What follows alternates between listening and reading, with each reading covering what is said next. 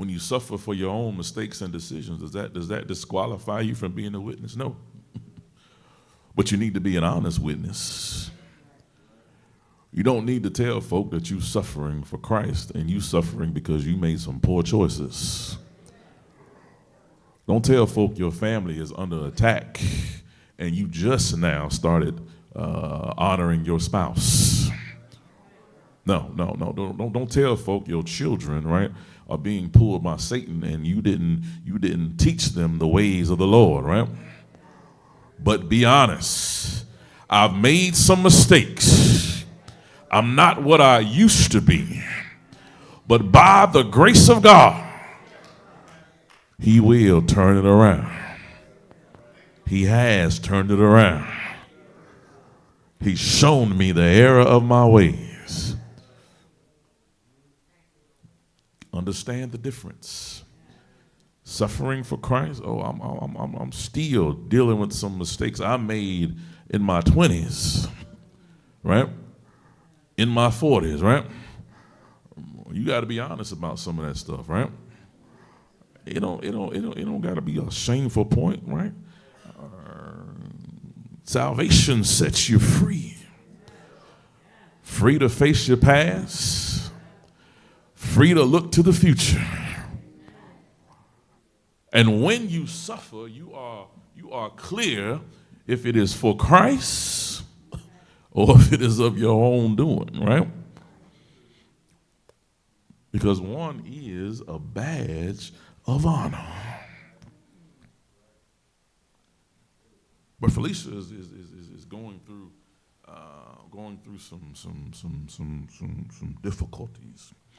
But she decides not to, as Deacon Allison pointed out in his comment, not to just go to the pity party, but to say, what can I do? And that's some advanced faith. I mean, you in pain, you hurt, you going through, but what is on your mind is how can you help someone else? That is faith. That is mature, and God calls all of us to spread the gospel.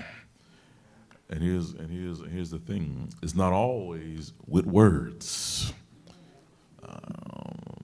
Many times it's just with our actions, with what we are doing in our lives. We can touch and minister to somebody by simply saying, I will continue to trust in the Lord. 2 Corinthians 4:8-9. We are troubled on every side, yet not distressed. We are perplexed, but not in despair, persecuted, but not forsaken, cast down, but not destroyed. We won't read through each of people, places, and times, but you can glance at people, places, and times. Jump to the background.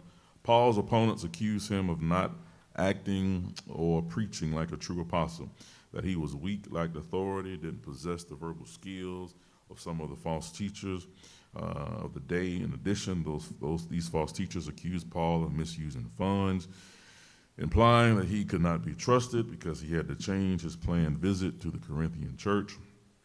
Paul countered these accusations by reminding the Corinthians that God had miraculously intervened in his life and chose him as an apostle. He also urged Corinthians believers to remember his demeanor and behavior while he lived and worked among them. He freely admitted that he was not a polished orator. Still, he reminded the church that his knowledge of the gospel and his integrity were more important than his masterful delivery of a speech. Paul also reiterated that his humble demeanor was modeled after Jesus' example and that Christ's power was more clearly seen because of Paul's weakness. It says, how can we avoid judging messengers of the gospel because of how they look or sound, right? We need to be very careful of how we set our expectations. Amen. Amen. God can speak through anyone. But you can turn off your listening ears just based on appearance or what you prefer and what you don't like, right? God may send you a word, but if you operate on what you assume God should do and what you think God should do, you may miss out. I like to say God is always speaking, right? I know we say it from time to time, God is trying to tell. Well, truthfully, God is always speaking, always delivering a word, but we are not always listening. We need to understand that God speaks in many different ways through many different people, through the unexpected and even sometimes through the expected, in ways that we never thought possible. God is speaking. Now, what's happening here in this Corinthian historical context? 2 Corinthians is one of Paul's most personal letters, right? The church, Corinthian church, they had a complicated relationship with Paul. Corinth was one of Paul's, let's just say it this way, most fun churches to deal with. Amen. They questioned his authority. They criticized his suffering. They compared him to others who sounded or had better rhetoric. They talked about his status. They, again, compared him even to false teachers. But Paul is writing not only to defend himself, but also focus this church to understand what is the true nature of the gospel. He's saying suffering doesn't disqualify him from ministry. In fact, suffering is embedded in who Christ is. The gospel is not only delivered or really ever delivered by perfect people. It is carried by those who learn to lean and depend solely on God. In our text, Paul is explaining why he does not lose heart, even though ministry is hard. And ministry is hard, my brothers and sisters. Why? Because community is difficult.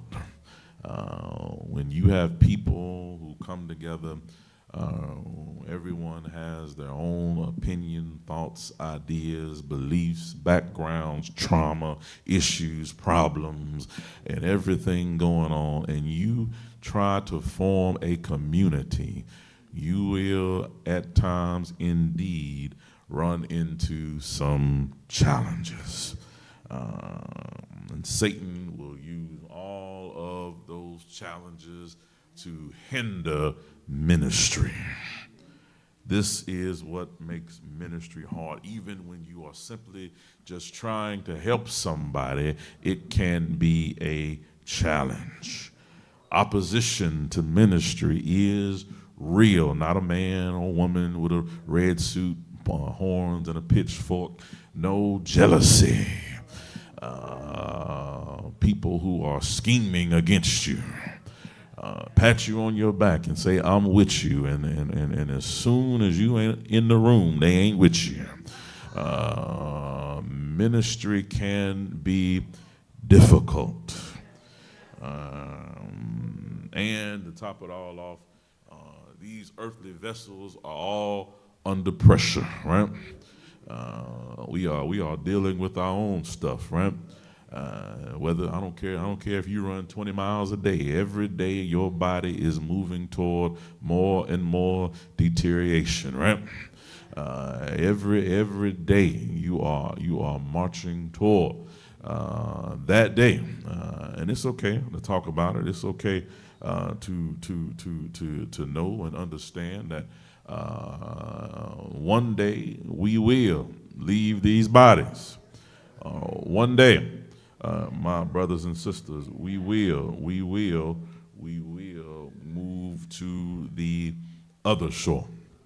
And so we've got all of that going on, and trying to do what the Lord has called us to do can be a challenging. And so this Corinthian church, Paul stayed in connection because they needed a whole lot of help.